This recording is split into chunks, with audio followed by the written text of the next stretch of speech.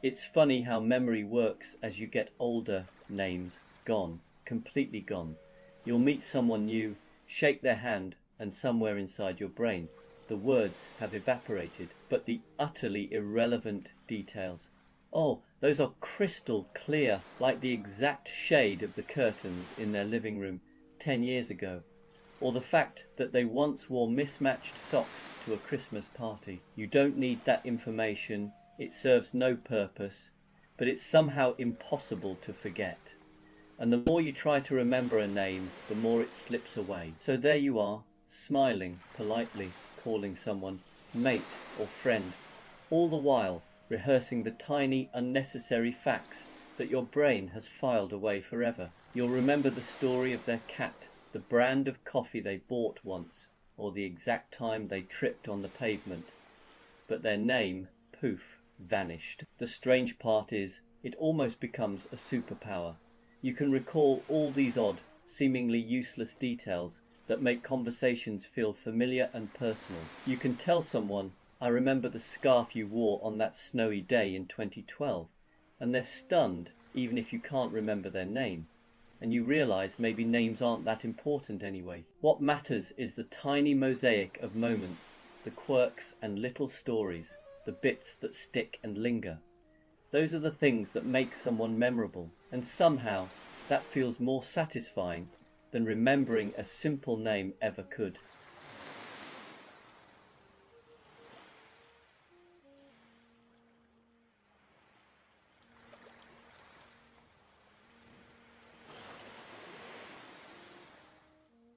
Do you catch yourself overthinking the simplest things? You start out with something tiny, choosing a sandwich, replying to a message, deciding whether to leave the house now or in 5 minutes.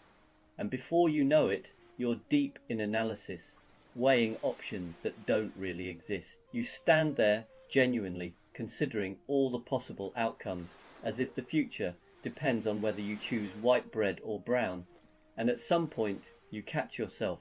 There's a brief pause, a moment of clarity, and you realize you've spent far longer thinking about the thing than it would have taken to just do it. That's usually when the laugh arrives. Not a big laugh, more of a quiet, private one. The kind that says, I see what's happening here. You're not annoyed, you're not frustrated. You're just mildly amused by your own mind, wandering off with confidence and absolutely no sense of proportion.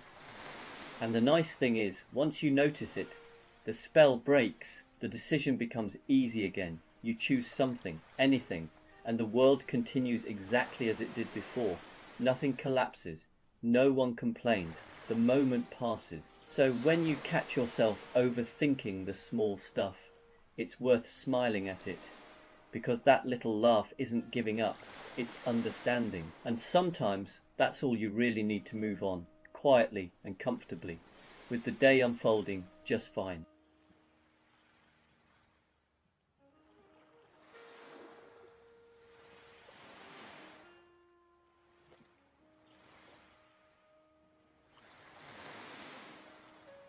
There's a moment in life when bedtime quietly shifts. No announcement, no discussion, no dramatic decision.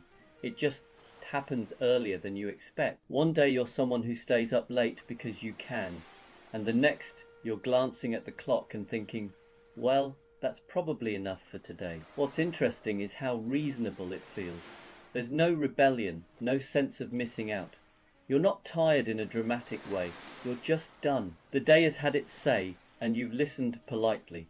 Even the idea of staying up feels like unnecessary effort, like insisting on dessert when you're already perfectly content. You start planning evenings differently without quite realizing it. Films get paused halfway through with the calm confidence that they'll still exist tomorrow. Books fall gently onto the bedside table instead of being finished. There's a quiet satisfaction in knowing you don't have to push yourself anymore. You've earned the right to stop. And the best part is the morning, waking up earlier, doesn't feel like punishment. It feels spacious. There's time for tea, for sitting quietly, for easing into the day without rushing. You realize that the earlier bedtime wasn't about getting older, It was about choosing peace over resistance. So when you find yourself heading to bed earlier than you once would have, don't fight it. You're not missing anything. You're simply listening to a quieter rhythm. Now, and honestly, it's a rather pleasant one to fall asleep to.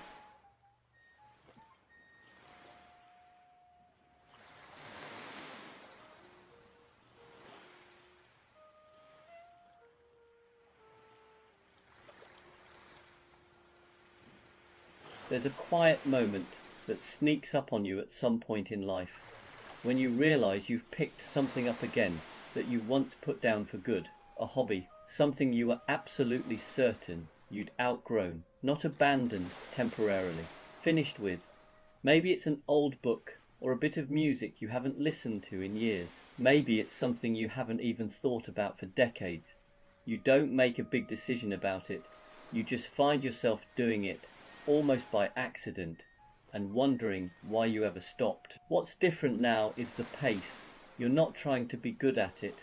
You're not trying to turn it into anything. You're just enjoying the shape of it, the familiarity, the feeling of your hands remembering what to do before your head catches up. It's strangely comforting, like meeting an old friend and realizing you don't need to impress each other anymore.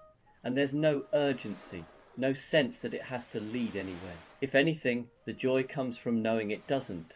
You can put it down again tomorrow and pick it up next month, and it'll still be there, patient, unbothered. It's a small reminder that not everything in life needs to move forward. Some things are happy to wait for you to come back, quietly, when you're ready. And when they do, they fit into your life in a way they never quite did the first time around.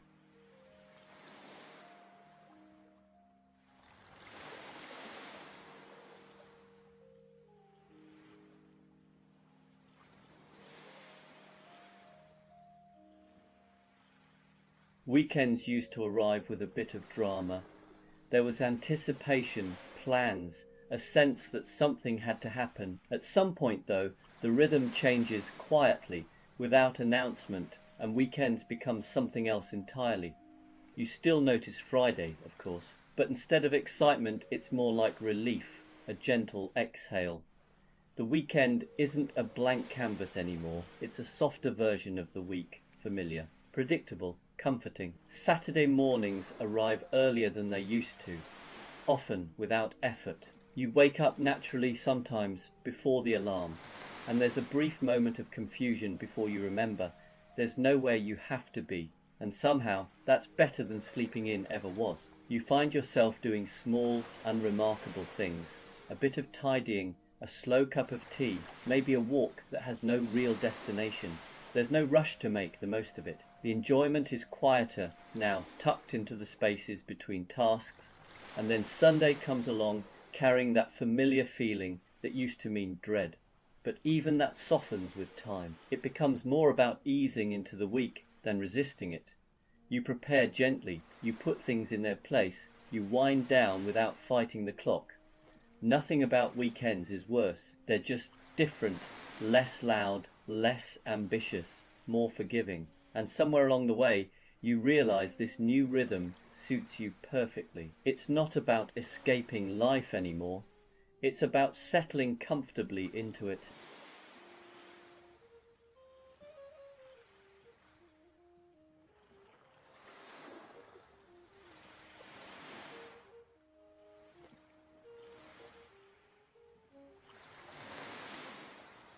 There's a particular kind of joy that sneaks up on you as you get older, and it's not the big, dramatic kind. It's the joy of small improvements, the kind no one else notices, and honestly, you don't really want them to.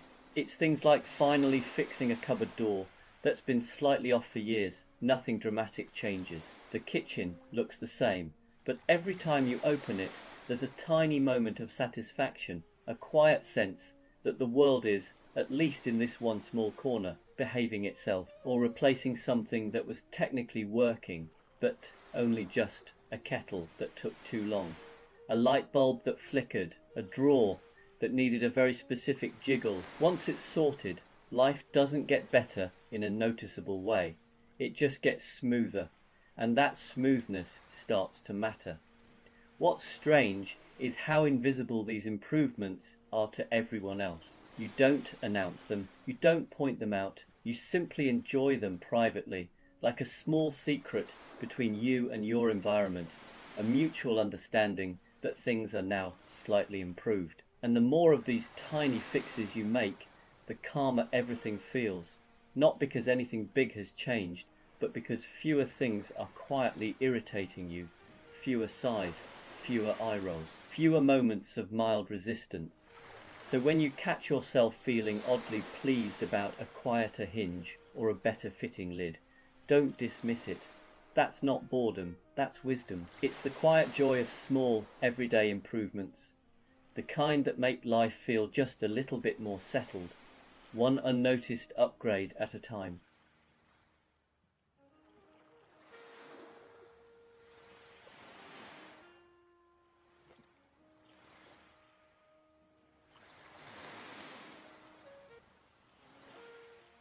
So there's this thing that happens when you get a bit older.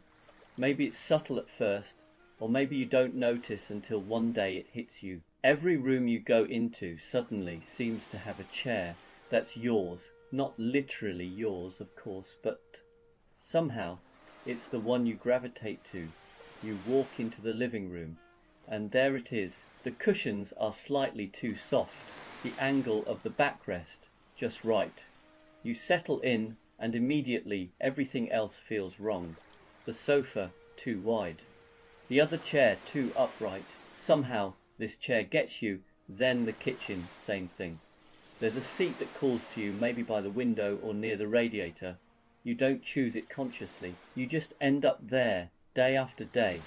It's like the universe quietly assigned it to you, and you're too polite to say no. The funny part is, no one else notices. Friends sit down, shrug, shuffle uncomfortably, but the chair remains your chair. You try sitting somewhere else just for a change. It's okay for a minute or two, but eventually you're back in the chair that fits your body, your rhythm, your slightly creaky knees. And the real kicker, you start noticing it everywhere. When you visit your parents, the same chair phenomenon exists. Hotels, pubs, even friends' houses. There's always one chair that somehow makes sense. It's not a big deal, but somehow it's comforting, familiar, like a little anchor in a world that's otherwise constantly changing. So next time you settle into a chair and sigh without really thinking about it, know this: you've officially discovered one of middle age's most understated joys. Your chair has chosen you, and really, that's not too bad at all.